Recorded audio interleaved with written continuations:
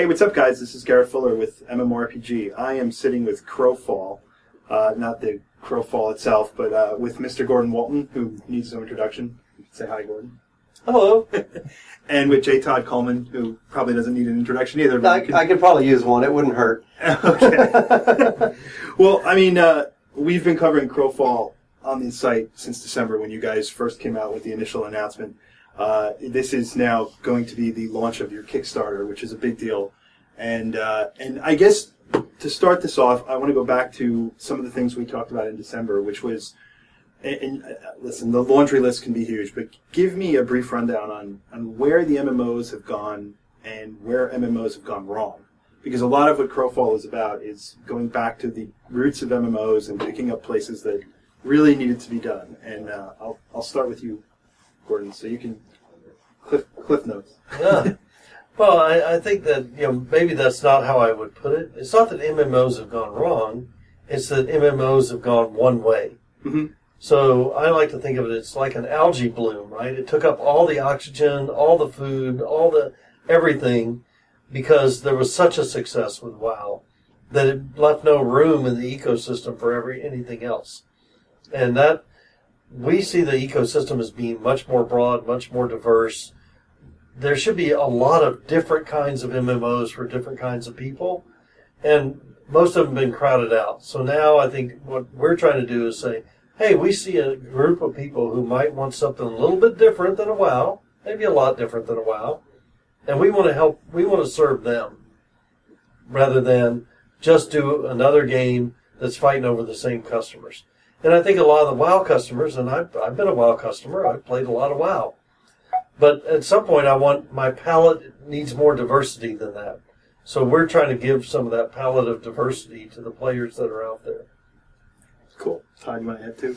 Yeah, I think that it's funny to use the word wrong, because I have to agree with Gordon. I don't think there was anything wrong about it. I think that the problem was that what WoW did was WoW established the quote-unquote right way to make an MMO, right? And by that I mean it's really hard to argue with a game that's making billions of dollars, right? They clearly, it was like, we all thought before that the ceiling of what a game like this could make was in the tens of millions of dollars. So here you have this overwhelming success, and there's two things really, I think, that cause new MMOs to form, right? And it's a combination of experienced people and money. And between those two, the money has to come first, because the experienced people have to feed their families, right? Yeah. So if you imagine the money that comes to feed these things, to initially get a game greenlit, really at the time only came from one place, and that was publishers. Mm-hmm. We've had some odd experiences getting money elsewhere and seeing them come from elsewhere since, but historically, where it came from was the publishers, and the publishers all had WoW envy. They all were looking at this thing as a tentpole, and so what they were most interested in funding was something that could get a significant percentage of the kind of revenue that WoW could. So that meant that the people with experience that are out pitching these games would have to say, here's my argument for why you should give me money to make this game. I can get you a percentage of WoW. And the best argument you could make for saying you could do that was to say, I'm going to make something that's quite a bit like WoW, right? And so it was WoW with blank. WoW with cowboys, WoW with Jedi, WoW with, superheroes, WoW with cowboy, Jedi, superheroes. It was always WoW with something. And so that's basically what got us through the last, 10 years of MMO development. It was always WoW with a twist. Now you're seeing what I think is probably really the third generation of MMOs, right? You had the pre-WoW era, and then you had the immediately post-WoW era, the decade after. Now you've got a resurgence, and interestingly enough, a lot of it is coming from the same guys who did the first round, right? Guys like Gordon and me, and Mark Jacobs, and Richard Garriott, and Brad McQuaid. And the difference is really where the experience is still there, right? It's the same experience through all three of those generations. The difference is where that money is coming from. Mm-hmm. Because all of a sudden with crowdfunding, you have a mechanism to go directly to the fans and say, hey, we want to make something that is not like WoW. And if they like the idea enough, you can actually make it. And that's fundamentally different than the last 10 years of having to pitch something and having to pitch it as WoW with a twist. Does that make sense? It makes perfect sense. So, that leads me to my final question, which is, this is, Kickstarter day. It's going to be, it is Tuesday. This is it. So, give your last thoughts to the community out there, which has been growing very quickly. I need another drink. Get that waitress back over here. I need another drink. That's my thought. Yeah. I think we're looking for people who are up for not only the risk involved in backing something that's pretty radical, but also who are willing to have that kind of fun along the way. Because we can't do it by ourselves, not just from a money standpoint, but from a participation. If people aren't participating in playing, we're not going to learn the lessons we need to learn along the way to make the better game. Right. So we can't do it without a community. We're in the community business. This is what we do. And we're trying to be good stewards of people's entertainment experiences. And that's what we're up to here. And so if you want to help us, we'd love to have you.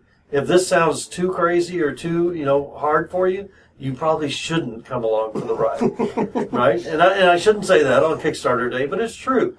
You shouldn't get emotionally invested in things unless you're willing to come with us and be on the same roller coaster ride we are on because we don't know what the destination completely looks like, but we're going to try to have some fun getting there.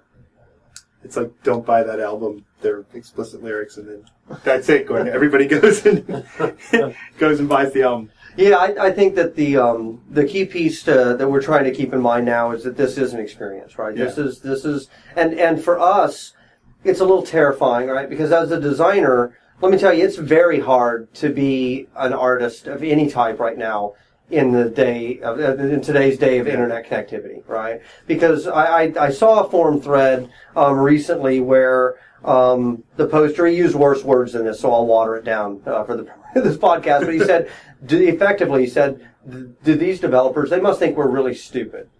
And I stopped and I thought about that for a second. I was like, is that how it looks from the other side? Because here's how it looks from our side. We are up against, in a chess match, a hive mind that is infinitely more intelligent than we are. Anytime we put any idea out, no matter how much we thought about it, I could spend 6 months thinking about an idea. I put it up on the net, and within 5 minutes, 2,000 other brains have processed it and chewed it up and are spitting it back at me. They're going to tell me everything that's good about it, everything that's bad about it, everything I didn't think about, everything I should have thought about. Half of those people will be, incredibly smart. Half of those people will be dumb because, it's a bell curve. And it's hard to tell necessarily whose design instincts are what, or who's got other baggage they're bringing into it, or who's simply trying to throw the argument off because they find it entertaining, right? So it's a very, very different view when you're on the other side of the table. But no, we don't think people are dumb at all. And so for us, we had to make a choice to effectively open the kimono, right? We had to say, okay, so here's the process we want to go through. Like Gordon said, we can't do it alone. We need that feedback loop, and we want to aggregate a community. We want to bring together people who like this core vision. So that means in order for us to do this, we're going to have to be willing to look stupid and be wrong in front of those people, because that's the thing, is our teams here that work with us on a daily basis, they get to see that I make mistakes. They get to see that sometimes ideas are just bad.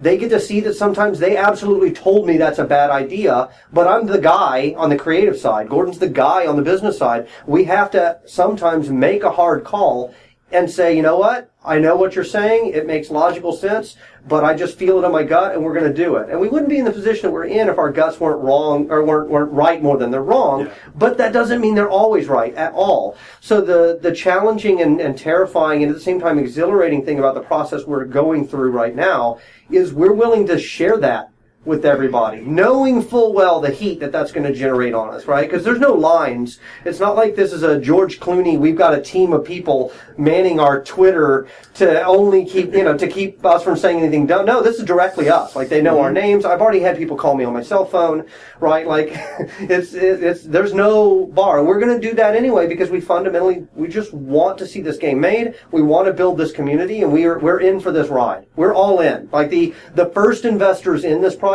were us, by far. Right? We're all in. We're going to go make this thing. So we're hoping that other people are into it and that they like the idea and they're willing to take the ride with us. It's a big risk. It's a risk, both from an emotional standpoint and a financial standpoint and a career standpoint. But, what the hell? This is the game we play, right? I'm addicted to this. This is what we do. We make these games. We make these worlds. So I'm just hoping people are willing to let us make another one for them. And, last but not least, we'd rather be working with players, working with our community to make the game. Because the alternative is somebody, and this is how games get made traditionally, somebody with money says, how can we extract more money? And so we'll put down $1 to make 10. And that's how games are made. They're made by money people. The people making them aren't money people, but the only way that they get funded is somebody going, I want to take $1 and I want to make it into $10 or $100. They really want to make it into a bazillion dollars from one is what they really want. But they'll take 1 to 100 or, and if they have to, 1 to 10. But, we want to make sure that we're answerable to our community more than any third party. Mm-hmm. So we've raised money, but we're still in control of the company. And the design and the vision. Yes. Are equally important, right? Right. So we're not answerable to anyone but us right now in the big scheme of things. If we take money from consumers, we're answerable to consumers. And I'd rather be more answerable to my community and consumers than any other person who has other interests.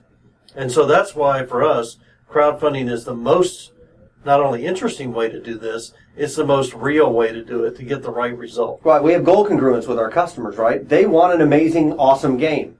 We want an amazing, awesome game. The whole, hey, I just want a return on my investment. It has to come within 3.5 to 5 years. It's a different consideration. Now, that said, if we can't get enough support, we will look for other money elsewhere, but it's not our preference. We really would rather go to the community first, and then failing that, we'll start looking in the areas where we think it'll be least impactful. We have a lot of background raising money for games, so we know the traps because we've stuck our foot in pretty much every one of them at some point here over the last 5 to 10 years. So we hopefully, we think we have an idea this time how to avoid that. But really, it depends on the community. That's where it all starts. Yep. Great, guys. I can't thank you enough, and good luck today. It's going to be a long day, but it'll be a great day. I told you it'll be fun to watch, and the roller coaster gets that first pull of the chink starts today, so it's going to be awesome. Well, thank you, and real quick, just before we sign off, so I wanted to say thank you to everybody who's listening. Even if you decide not to back us, you were willing to listen, you were willing to pay attention to us, you gave us a shot, you gave us some of your attention, and I can't thank you enough for that, because that's huge.